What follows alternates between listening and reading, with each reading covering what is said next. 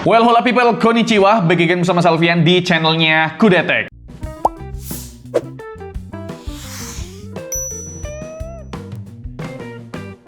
Jadi bre, tahun lalu tuh gampang banget ya kita ngasih rekomendasi laptop 6 jutaan ke temen-temen ataupun ke sanak saudara. Soalnya ada beberapa produk yang emang se-worth it itu untuk dibeli. Sebut aja Hype 5 AMD X6, Workplus Heritage, ataupun DTech Pro yang pakai Lord Chasplank versi prosesor laptop, yaitu AMD Ryzen 5 6600H. Yang bikin tambah sedep, rata-rata udah pakai tipe memori DDR5 dan storage-nya 512GB. Coba dah ya, ke realitas sekarang di era Ramageddon. Contoh laptop 6 jutaan, ya laptop yang ada di depan kalian ini, Infinix Xbook 15 yang pakai Ryzen 5 5500U. Apakah ini prosesor jelek? Kalau sekedar buat pekerjaan office ya udah lebih dari cukup lah. Tapi coba bandingin skor multicore-nya ngelawan Ryzen 5 6600H. Beda 140%, bre. Itu lebih ke 1,5 kali lebih kenceng si Ryzen 5 6600H-nya. Nah, sebelum lebih jauh ngebahas performanya yang sebenarnya nggak begitu memikat di hati kita ya, kita lihat dulu wujud asli ini laptopnya Infinix Xbook 15, bre. Kalau dilihat sekilas dan logo Infinix-nya di lakban, ini MacBook banget sih ya. Bahkan buat desain cover bawahnya juga terlalu MacBook banget. Buat sebuah laptop yang masih pakai Windows 11 tanpa adanya lubang intake di cover bawah sih ya perlu dipertanyakan gitu ya, suhunya tuh bagaimana gitu. Walaupun secara look ini udah MacBook banget, tapi pas pegang langsung baru udah loh, kaget.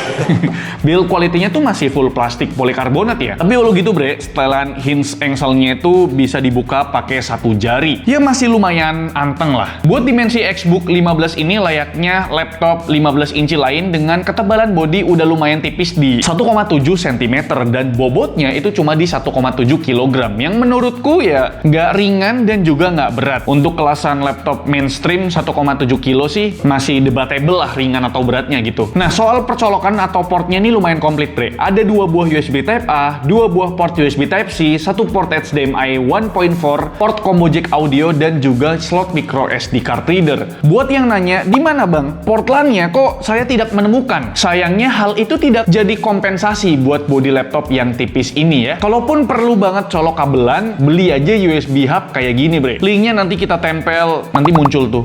Tinggal klik aja, YouTube Shopping maksudnya gitu ya, biar kita dapat link affiliate gitu ya. Kita geser ke area keyboard. Tombol powernya terpisah dan punya backlit warna putih. Layout keyboardnya di sini juga nggak full size biar ngejar desain biar makin mirip MacBook. Tapi bre, nggak juga gitu ya. Ada beberapa laptop Windows dengan layar besar yang layout keyboardnya tuh compact kayak gini. Ya misalkan Zephyrus G16 ataupun ProArt P16. Cuma kan itu laptop di atas 40 juta ya. Tidak apple to apple kalau kita bandingkan dengan laptop 7 juta ini. Tapi dua laptop tadi kan ada alasannya ya. Khususnya ya kenapa nggak pakai keyboard full size ya biar bisa naro woofer di area kanan kiri keyboard. Yang udah tentu bertujuan agar kedua laptop tadi tuh punya speaker yang merdu ya, kayak MacBook gitu loh. Bisa dibilang itu tuh kayak front facing speaker lah gitu. Tapi kalau di sini tuh kosongan aja gitu loh bre. Speakernya itu masih stereo nembak ke area bawah. Buat sound quality-nya menurut pendengaran Mas Bayu Banyuwangi selaku sound engineer kami itu sangat amat kurang bre. Mid frekuensinya kurang banget, high frekuensinya juga nggak ada gitu ya. Tapi buat low-nya masih sedikit bisa dinikmati lah. Berikut sampel speakernya.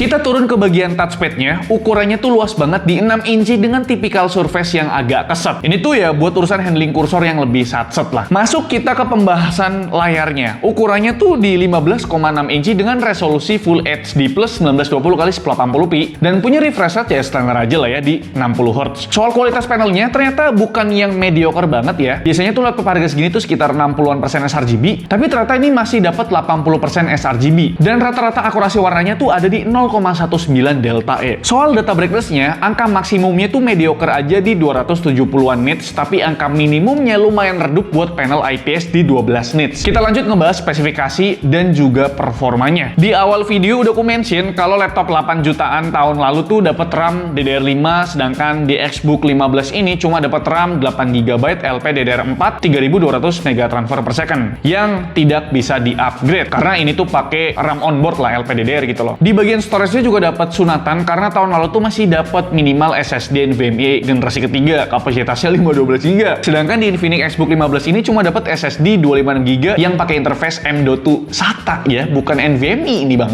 Untungnya ada 2 buah slot M.2 NVMe di boardnya ini. Jadi untuk urusan upgrade ya kalian bisa tambahin NVMe sendiri lah. Tapi kan mahal ya bang, NVMe. Iya juga sih, pantas dia pakai M.2 SATA gitu. Sekarang kita masuk ke performa sintetisnya. Itu tuh udah menohok banget ya dengan perbedaan skor sampai 140%. Gimana buat performa lainnya? Sayangnya memang seburuk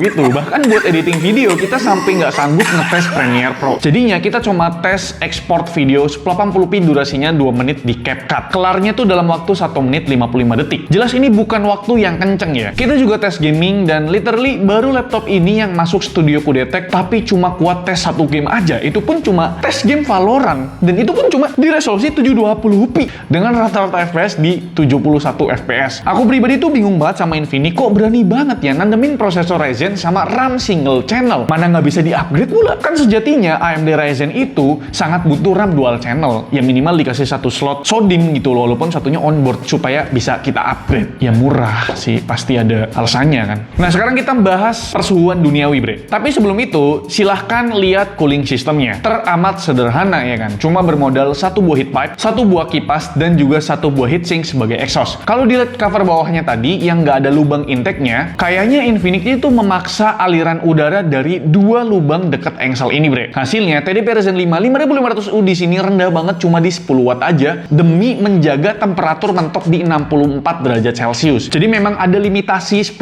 watt supaya suhunya adem, nggak throttling gitu lah. Oke, make sense ya. Karena bawahnya tuh pengen banget dimiripin sama MacBook gitu loh, nggak ada intake-nya gitu ya. Dan terakhir kita mau ngebahas utilitas yang belum mention. Mulai dari konektivitas wireless-nya yang masih pakai WiFi card dari Realtek yang udah support Wi-Fi 6 dan Bluetooth-nya versi 5.0.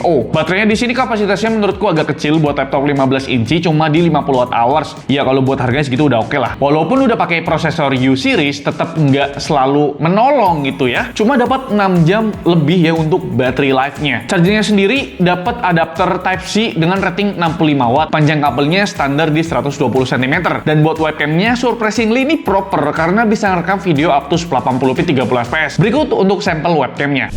Webcam dash dari Infinix Xbook 15 yang support ya 1080p 30 fps atau Full HD 1080p 30 frame per second.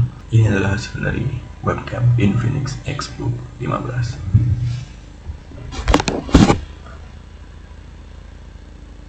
Mantap.